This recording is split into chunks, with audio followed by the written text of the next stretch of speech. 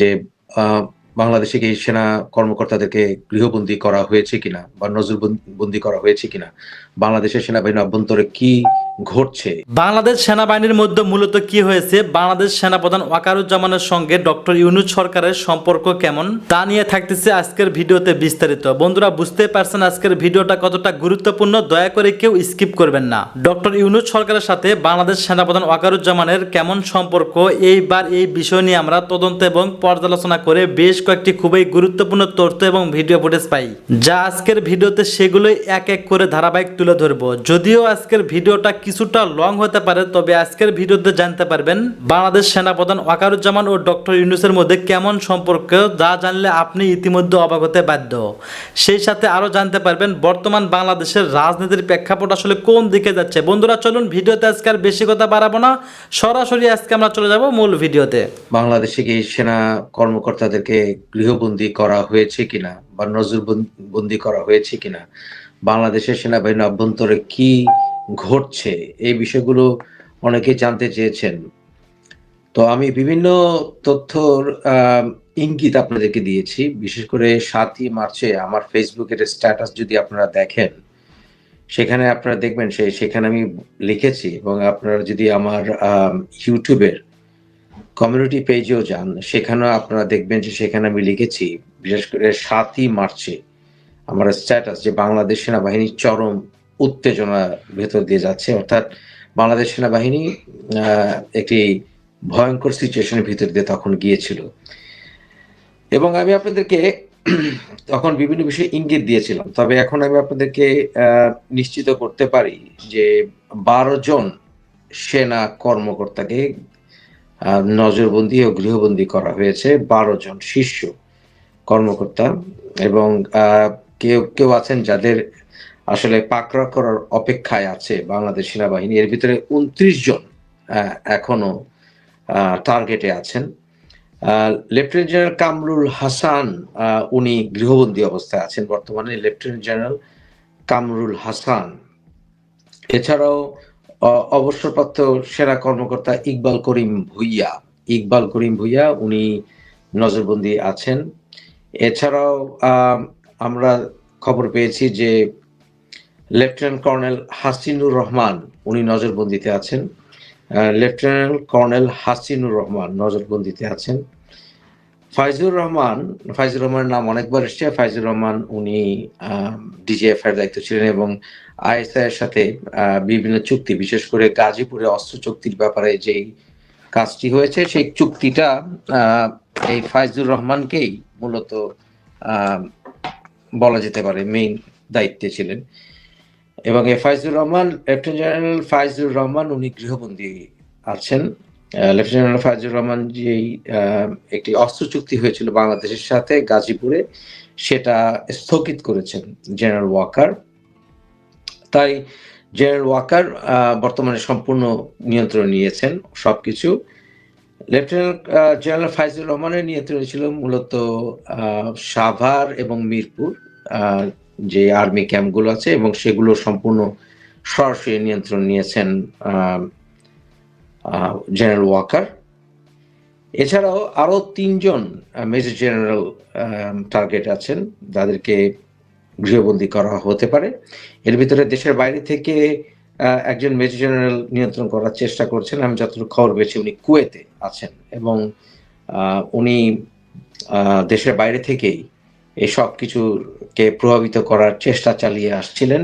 সুতরাং উনিও এই টার্গেট লিস্টে আছেন, যাদেরকে গৃহবন্দী করা হবে। আপনারা আজকে এর আগে মাহফুজ আলমের একটি স্ট্যাটাসে জেনেছেন যে সে বলেছে দেশ যুদ্ধাবস্থায় আছে। যুদ্ধাবস্থার জন্য আছে বলতে চাচ্ছে যে মাহফুজ আলম কতগুলি চেষ্টা চালিয়েছিল। বিশেষ করে মাহফুজ আলম চেষ্টা চালিয়েছিল কয়েকজন সন্ত্রাসীদের নেতৃত্বে, বিশেষ করে আবু তালেব সহ আরো কয়েকজনের নাম আমার কাছে আছে, যাদের নেতৃত্বে সে চেয়েছিল একটি উত্থান করতে, এবং সেখানে অস্ত্র ব্যবহার করা হবে এবং একটি জনসমুদ্র সৃষ্টি করে তারা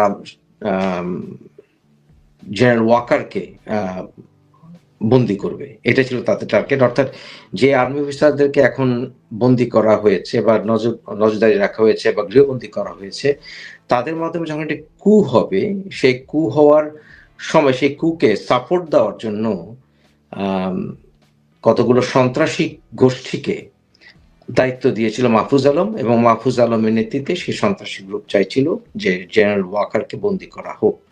কিন্তু আল্টিমেটলি জেনারেল ওয়াকারকে তারা বন্দী করতে পারেনি, এবং জেনারেল ওয়াকারকে এই বিষয়ে হেল্প করেছেন ডোভাল সাহেব। ডোভাল আপনারা জানেন বোধহয় ভারতের নিরাপত্তার মূল দায়িত্বে যিনি আছেন, উনি অলরেডি ঢাকায় এসেছিলেন এবং কয়েকজন সেনা কর্মকর্তা এবং কয়েকজন কর্মকর্তার মাধ্যমে ভারতের থেকে উনি এসে একটি হোটেলে বসে ২ দিনের মতো থেকে গেছেন।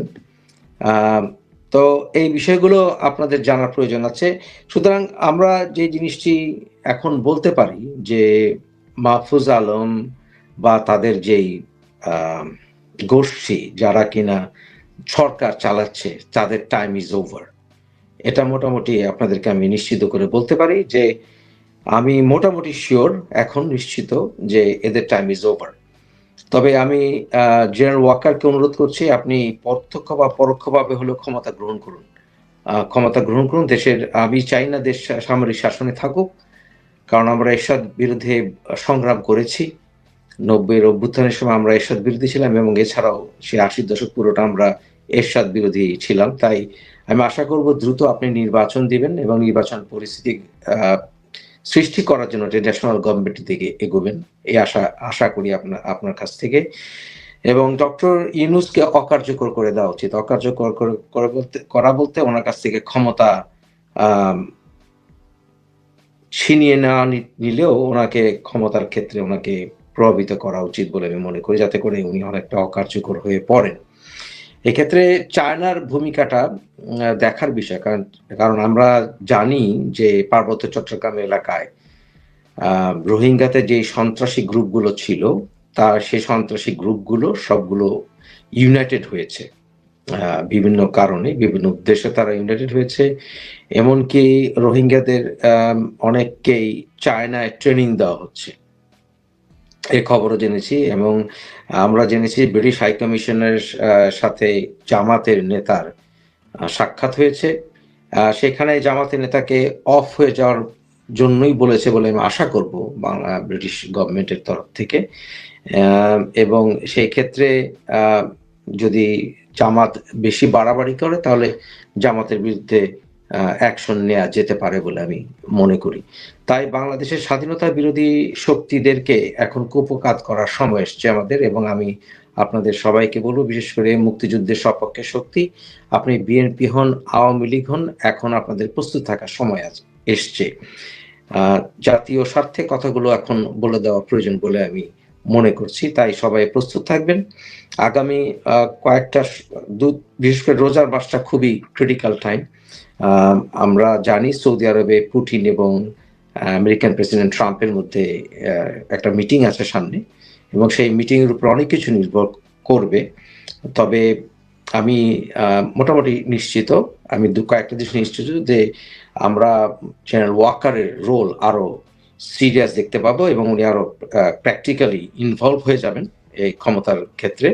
এবং আমরা এই সরকারের বিশেষ করে ডক্টর ইউনূস থেকে গেলে যেতেও পারেন, কিন্তু এই অ্যাডভাইসার বিশেষ করে মাহফুজ আলম এবং এদের আসিফ মাহমুদ এদের সময়, এবং আসিফ নজরুল এদের সময় প্রায় ওভার বলে আমি মনে করছি। সামনে দেখা যাক, স্ট্যান্ড বাই থাকবেন, এবং আমি আরো তথ্য আপনাদের কাছে দেব। তবে ন্যাশনাল সিকিউরিটি ইন্টারেস্টের কারণে অনেক কিছু এখন চাইলেও বলতে পারছি না। তবে আমি এতটুকু বলতে পারি যে এই ফিনাকি পিঙ্কু টিঙ্কু দ্য টাইম ইজ ওভার। এবং দেশের বাইরে এরাও, বিশেষ করে পিঙ্কু ইলিয়াস, এরাও নজরবন্দিতে এসে গেছে। এটাও আপনাদেরকে আমি সুনিশ্চিত করতে পারি, আমার কাছে সেই প্রমাণ আছে, একেবারে সুনিশ্চিত আপনাদেরকে আমি বলতে পারি। এবং আপনারা এখন যে নাটক দেখতে পাচ্ছেন, পিঙ্কুর যে নাটক, এবং ওদের আসলে ফেসবুক পোস্ট ইত্যাদি দেখলেই আপনারা, তারা যে তটস্থ অবস্থায় আছেন। আসলে না, আমাদের দেশের রাজনীতি না এমনই থাকবে, হ্যাঁ এমনই থাকবে, এটা বদলাবে না, কোন রকম পরিবর্তন তো পাচ্ছি না। বড় বড় নেতারা যেভাবে কথা বলে, একটা টক শো দেখলাম, বিএনপির একজন নেত্রী, উনি পুরনো অনেক আগের, বিএনপির একজন নেত্রী, উনি সরাসরি বলতেছে যে বিএনপি যদি একটা ধাওয়া দেয় কারো অস্তিত্ব খুঁজে পাওয়া যাবে না। এখন যদি বিএনপি কিছু মনে করেন না, যদি একটা একটা ধাওয়া দেয় অনেকের কিন্তু অস্তিত্ব থাকবে না। এখন যদি বিএনপি কিছু মনে করেন না, যদি একটা একটা ধাওয়া দেয় অনেকের কিন্তু অস্তিত্ব থাকবে না। রাষ্ট্র অতীতের স্বৈরাচারদের জন্য যেমন ছিল, নব্য স্বৈরাচারদের জন্য একই অবস্থা হবে। ধন্যবাদ। আসসালামু আলাইকুম। তারেক জিয়া সাহেব একজন বড় নেতা আমার দৃষ্টিতে। যারা আমাকে ফলো করেন, আমি 5ই আগস্টের পর বহুবার বলছি যে তারেক জিয়ার উপরে আমার অনেক ভরসা। হ্যাঁ, অনেকে তারেক রহমান বলে ডাকে, আমি খুব স্বাচ্ছন্দ্য বোধ করি তারেক জিয়া বলতে, কারণ জিয়াউর রহমানের একজন ভক্ত আমি ছিলাম, এখনো আছি। এবং জীবনে যে কয়েকটা ভোট দিতে গেছি বিএনপিকেই ভোট দিছি।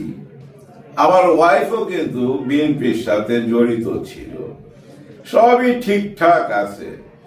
ওই যে একটা ভালোবাসার জায়গা থেকে একজন বড় নেতা মনে করতাম, এবং ওনার উপরে যে জুলুম হয়েছে, অত্যাচার হয়েছে, সেগুলা দেখার পর বুঝছেন আরো সহানুভূতি বাইরে গেছিল বুকের ভিতরে। তার জন্য প্রথম দিকে খুব গুণগান গাইতাম, এখনো গুণগান গাইতে চাই। কিন্তু একটা প্রশ্ন আমার, ওনার কথা কি কেউ শুনে? ওনার নেতা কর্মীরা বিএনপির ভিতরে ওনার কথা কেউ শুনে বলে তো মনে হইতাছে না। কারণ কি জানেন? দেখেন, 100 না, 200 না, 1000 না, 2000 না, 3000-এর উপরে নেতা কর্মীরে বহিষ্কার করছে চাঁদাবাজি, জমি দখল, উল্টা পাল্টা কাজের জন্য, তাই না? ভালো কাজের জন্য তার কাউকে বহিষ্কার করে না। বহিষ্কার তো করা হয় অন্যায় করলে। 3000-এর উপরে করার পরও কি থামছে? একদম থামে নাই। কিভাবে থামবে বলেন? গত 15-16 বছর, ধরেন 16 বছর আগে যার বয়স ছিল 10 বছর বা 15 বছর, ওর বয়স এখন যদি হয় 25 থেকে 30, তার মানে সে গত 15-16 বছর এই যে কিশোর থেকে যুবক হয়েছে, উনি কি দেখছে?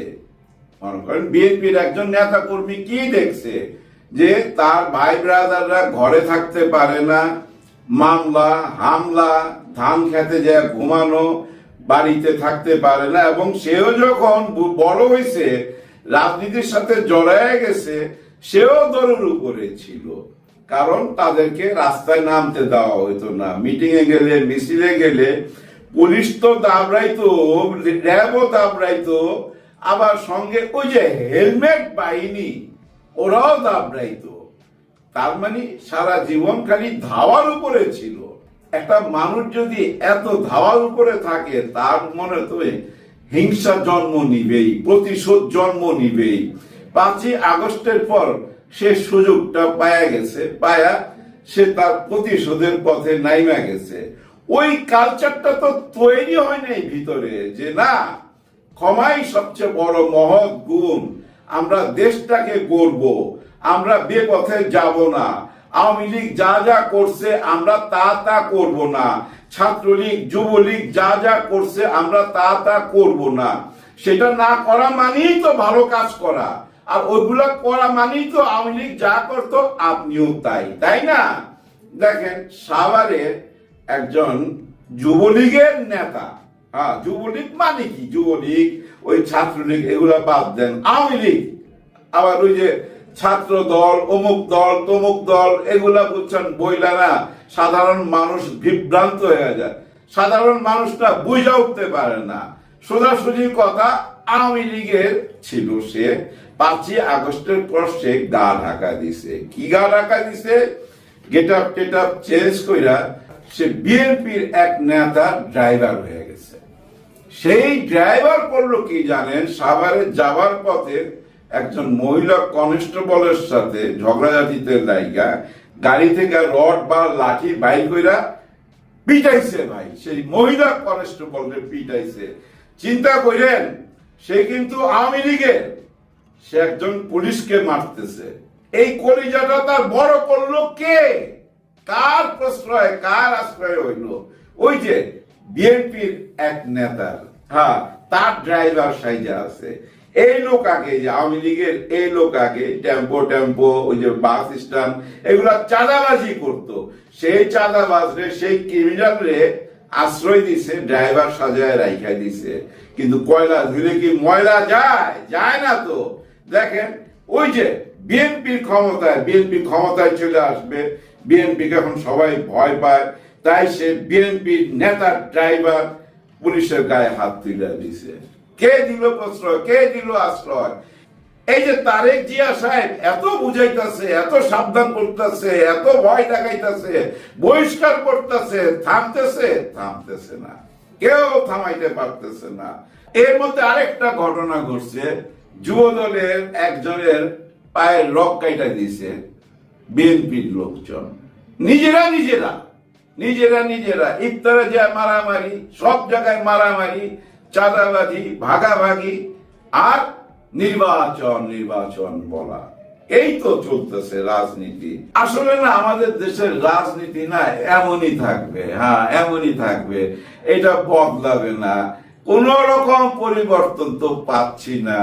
বড় বড় নেতারা যেভাবে কথা বলে, একটা টক শো দেখলাম, বিএনপির একজন নেত্রী, উনি পুরনো, অনেক আগের বিএনপির একজন নেত্রী, উনি সরাসরি বলতেছে যে বিএনপি যদি একটা ধাওয়া দেয়, কারো অস্তিত্ব খুঁজা পাওয়া যাবে না।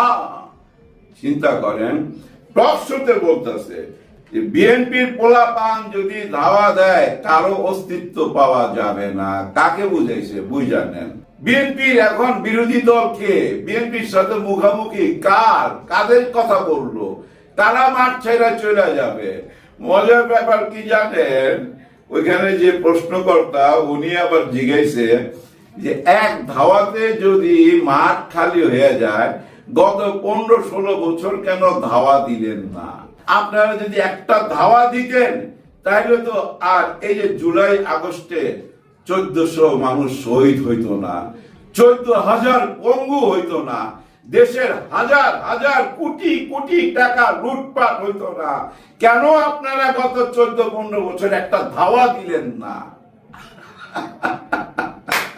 কোনো উত্তর নাই। বললাম না, আমরা আসলে মন মানসিকতা যতক্ষণ বদলাবো না, আমরা যদি আমাদের মন মানসিকতা না বদলাই, কিচ্ছু হবে না ভাই, কিচ্ছু হবে না।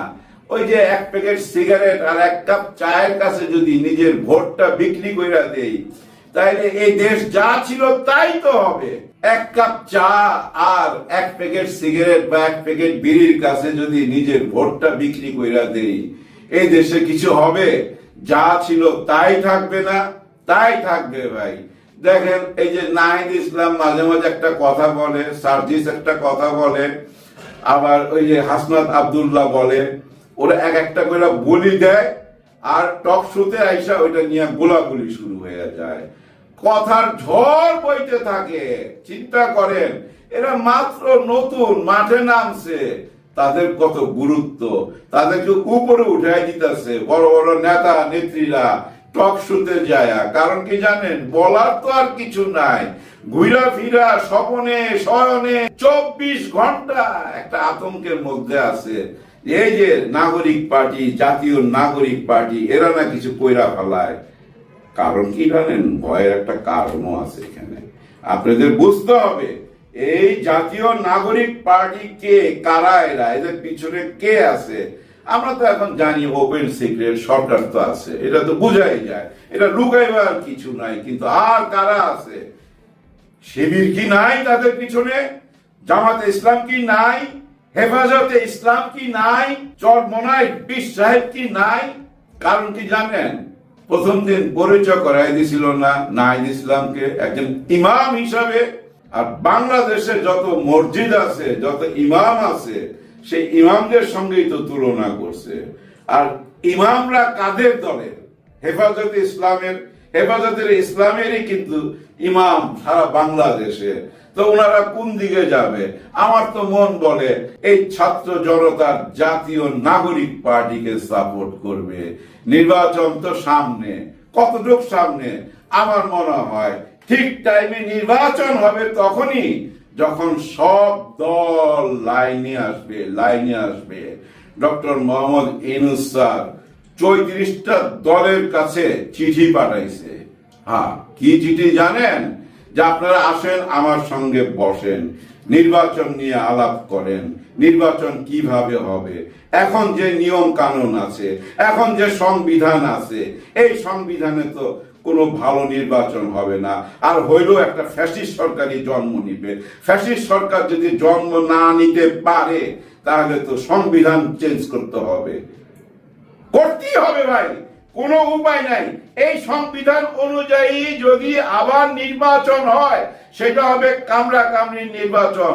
প্রত্যেকটা ভোট কেন্দ্রে মারামারি হবে, কাটাকাটি হবে, এবং যে সরকারই আসবে ওই আগের সরকারের মতোই থাকবে, আওয়ামী লীগ সরকারের মতোই থাকবে। হ্যাঁ, আওয়ামী লীগের কথা যখন মুখে চলে আসলো, এটা বইলা শেষ কইরা দেই। শেখ হাসিনা আবার আরেকটা অডিও কল ফাঁস হয়েছে। হ্যাঁ, আরেকটা অডিও কল ফাঁস হয়েছে। ওনার যত অডিও কল ফাঁস হয় ততই একটা ভয়ানক ঘটনা ঘটে ঢাকা শহরে। এর আগে তো বুঝছেন যে 32 নম্বরে ঘটছে।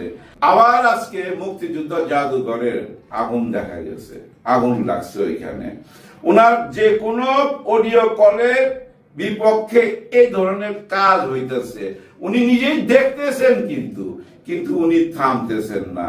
ডক্টর মোহাম্মদ ইউনূস স্যার কিন্তু প্রথম দিনই বইলা দিছিল 7 মাস আগে উনাকে চুপ থাকতে হবে, কিন্তু উনি চুপ থাকেন নাই। কেন চুপ থাকেন নাই?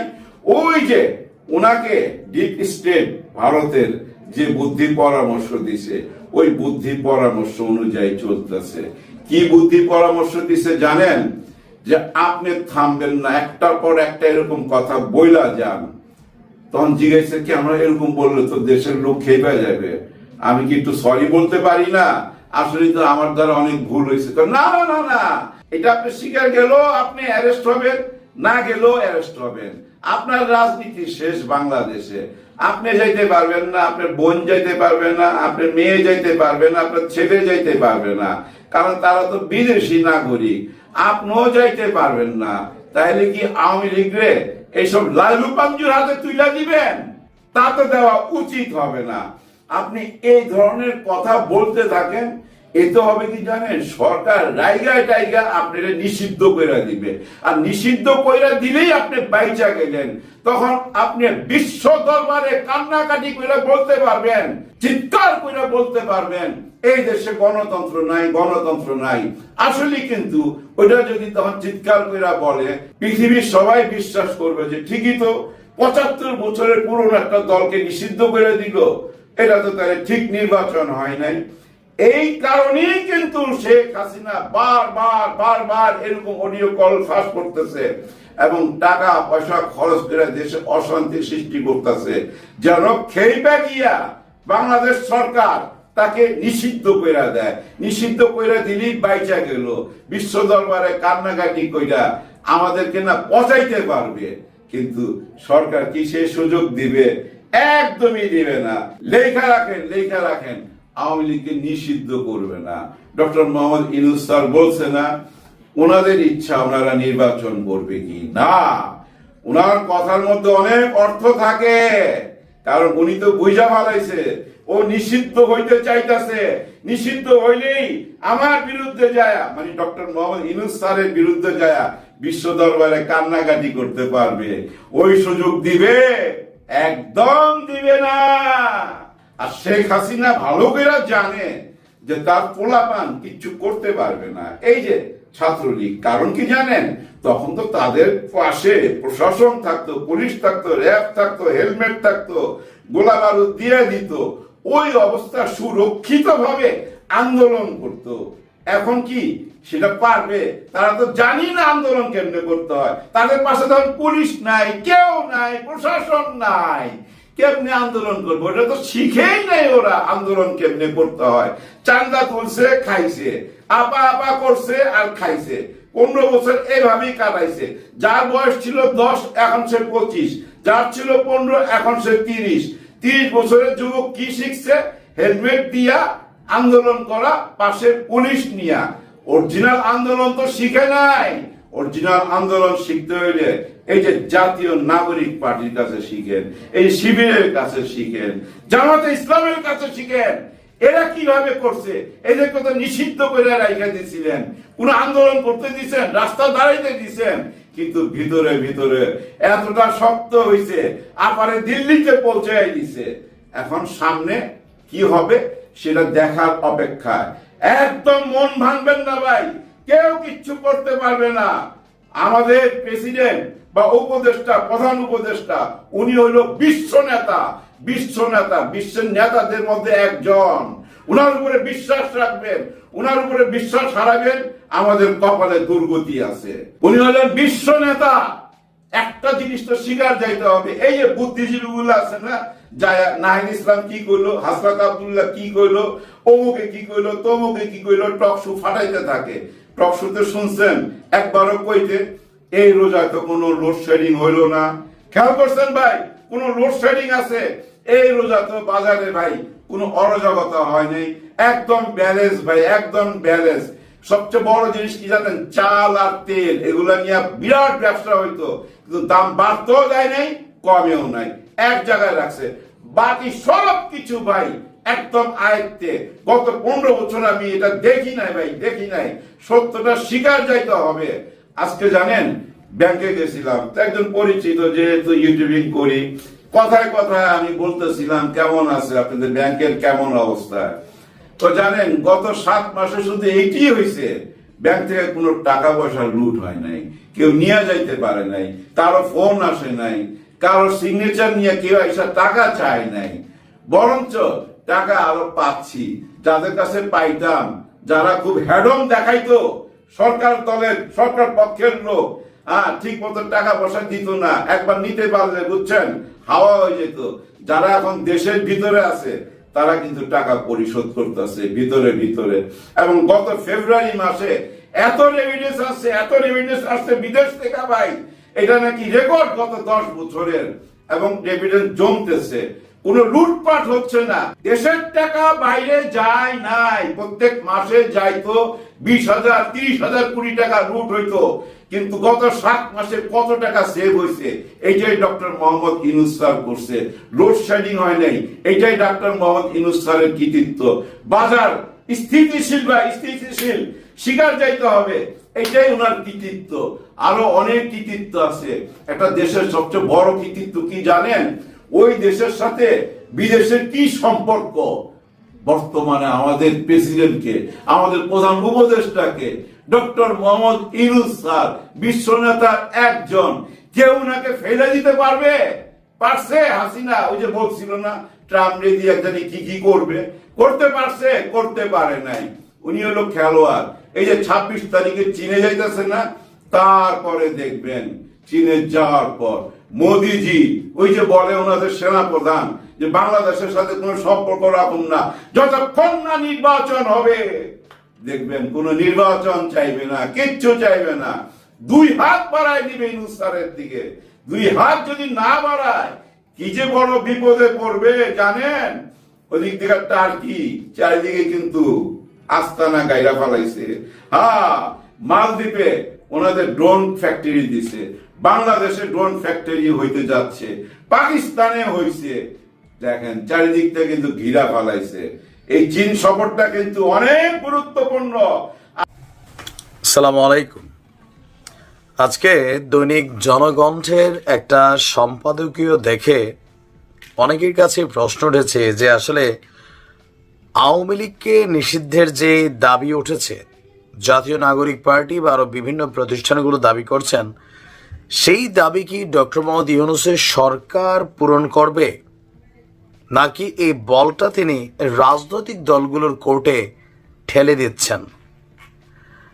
সম্পাদকীয় যে মতামতটা আছে সেখানে গুরুত্বপূর্ণ কয়েকটা অংশ হচ্ছে যে ডক্টর মোহাম্মদ ইউনূসের সরকার আওয়ামী লীগকে নিষিদ্ধ করবেন না, এবং এই যে আওয়ামী লীগকে নিষিদ্ধ করা যাবে না বা করবেন না, এটার দায়ভার বেসিক্যালি বিএনপির কাঁধেই বর্তাতে যাচ্ছে।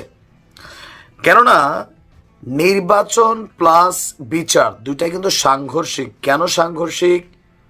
যে বিচারিক কার্যক্রম যদি পরিচালনা করতে হয়, শেখ হাসিনা সহ যারা আওয়ামী লীগের জুলাই আগস্ট বা শাপলা চত্বরের যে অ্যাক্টিভিটিস, আরও বিভিন্ন যে গণহত্যাগুলো আছে বা ধরা হয়, এগুলোর বিচার করতে গেলে যেই সময় পরিক্রমার দরকার হয়, এই সময় পরিক্রমা যদি ইউনূস সরকারকে দিতে যায়, তাহলে আগামী 5 বছরেও এই দেশে নির্বাচন হবে না।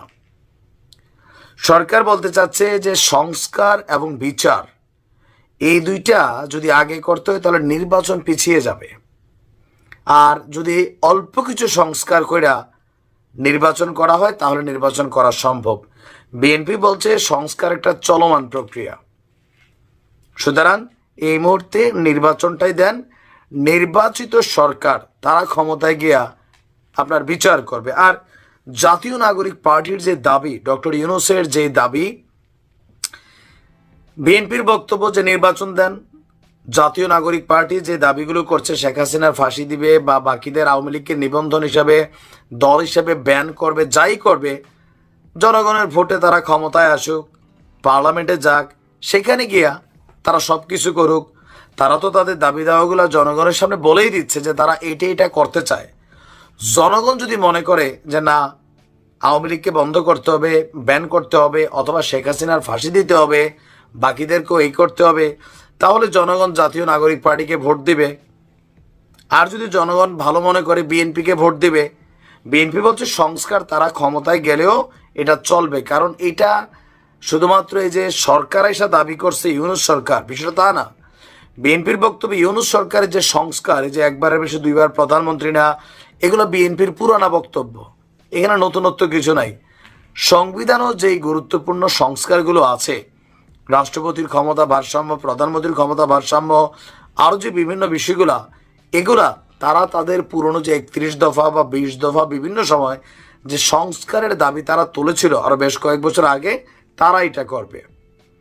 প্রত্যেকটা রাজনৈতিক দল নির্বাচনের আগে তাদের নির্বাচনী ইশতেহার প্রকাশ করবে।